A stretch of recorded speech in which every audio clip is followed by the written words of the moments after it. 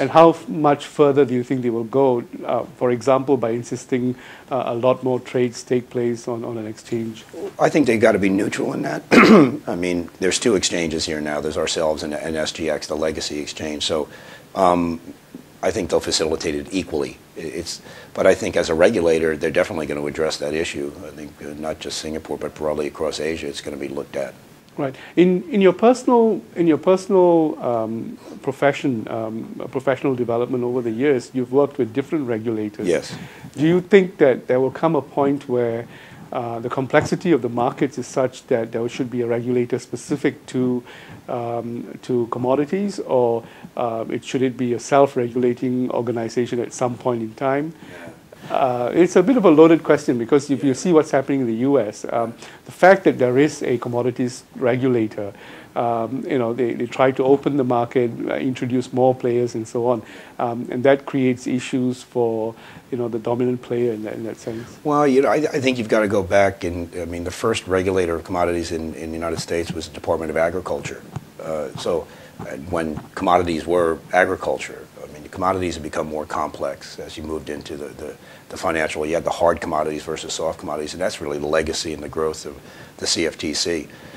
The muddling of it is the derivative, the derivation of a commodity, and that's where the sophistication, and that's where you've blurred the lines between the financial regulatory regimes of like an SEC.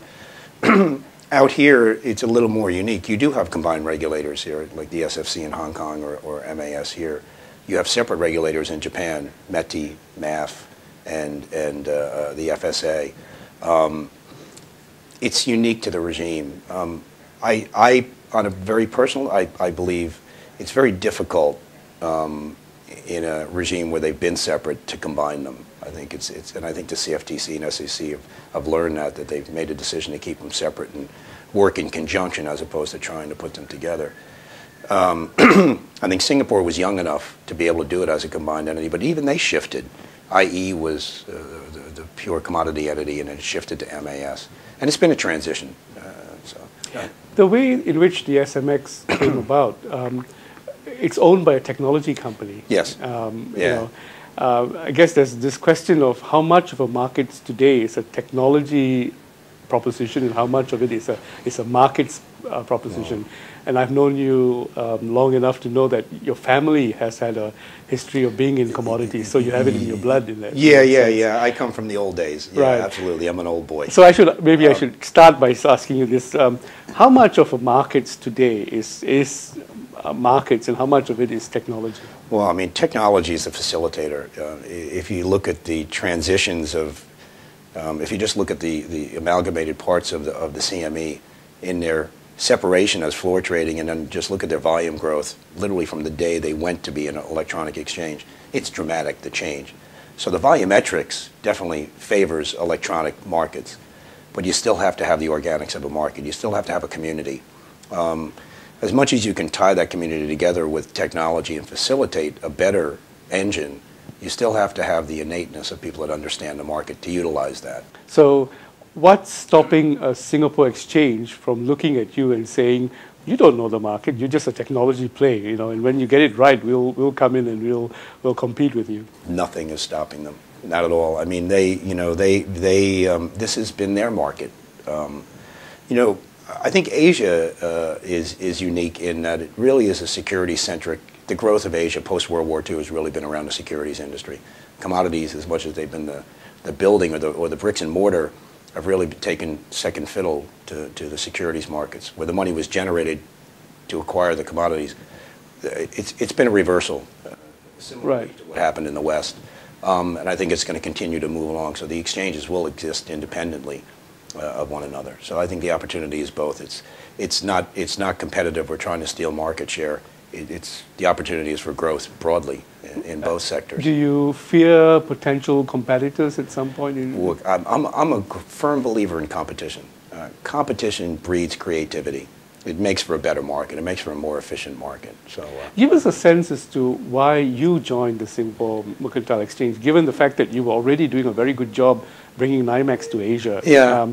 That would be a market player coming over rather than jump-starting the business from a technology perspective.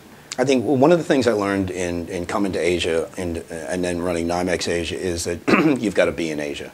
A lot of people try to maintain industries or run industries out here from a distance, and I've learned you can't because you build relationships.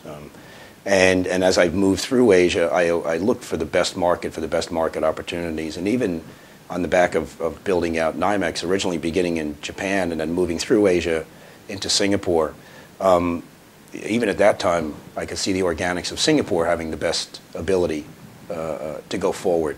Those early seeds of them developing or allowing the market to develop was already there. So for me to come down here, I'd always kept my eye on it. And when the opportunity came for me to do it, I felt good about it. I felt confident that we could do it. Singapore is supposed to benefit somewhat from the synergies of being in between China and India in a lot of ways.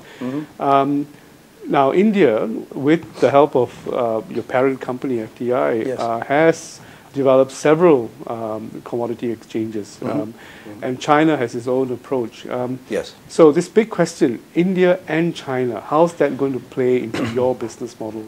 Well, I think one thing is that neither of them are open yet. I mean, and when will they open is a question. It's a question mark in everybody's business profile, or just a question in itself. The organics of the traders have crossed the borders. The industry has crossed the borders. I mean, if you're looking at any specific commodity, if you're looking at iron ore, you're looking at sugar, it's seamless. It moves across the borders. Can the exchanges cross the borders? At the moment, they can't because of the regulatory environment. But the industries need to hedge on both ends, or they're going to invest. And the wealth that's been created in India and created in China is looking for avenues in outside of their, to grow their industries continuously, and that's where Singapore sits very, very well. And China? China, I can tell you in this building alone, we're seeing major Chinese corporations bringing definitively their ex-mainland headquarters are being put here in Singapore.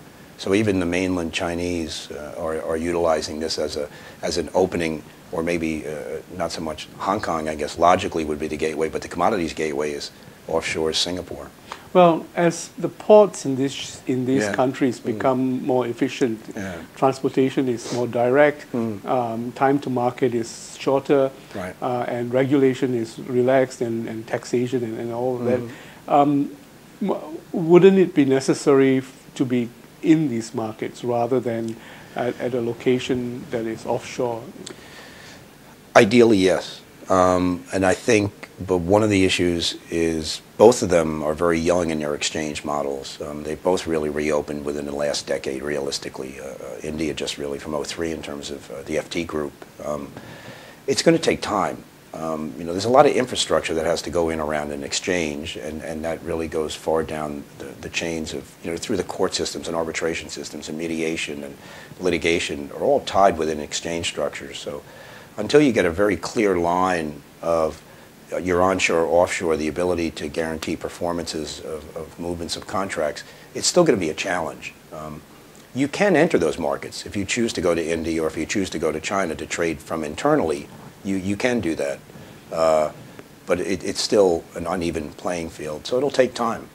Do you think that Singapore stands a chance to succeed in commodities in a way that Hong Kong succeeded in equities, and in a way that Hong Kong succeeded in equities to the point that it's unable to add on all the other asset classes? I mean, they're a victim of their own success in a way. And Singapore has been experimenting with a number of different options, trying to find that holy grail in that way. Do you think commodities might be that holy grail? I think potentially, yeah. Honestly, I do. I think that we're sort of getting that perfect mix here now. And as I said, 5 years ago, I knew the foundations were here, and you knew the players were here, but 5 years on, it's even more dynamic. And in the last 12 months, it's become another level again of people that are... So even individual entities, whether they're a multinational or a regional entity, they unto themselves, with or without an exchange, are seeing Singapore in that value chain for commodities. So yeah, we're getting a very good, again, sort of that organic of, you need a trading community before you can get a very, very strong exchange, whether it has electronics or not. That core community is gathering.